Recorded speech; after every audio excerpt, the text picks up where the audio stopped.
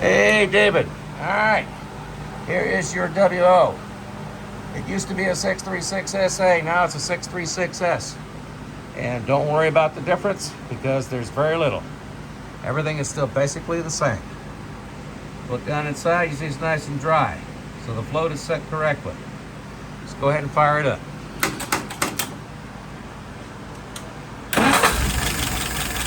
Alrighty. We'll look down inside again. No drops, so we know everything is right. Let's take a look at some numbers. I had to swap out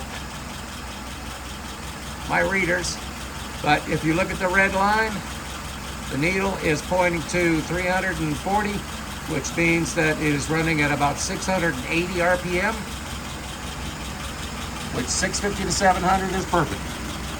Fuel pressure is about 2.5. Vacuum is at 23. That is beautiful. All right, let's pull it through.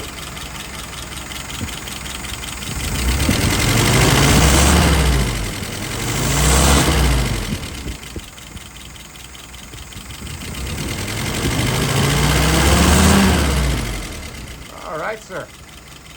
I think you'll find that to be most excellent. Thank you very much.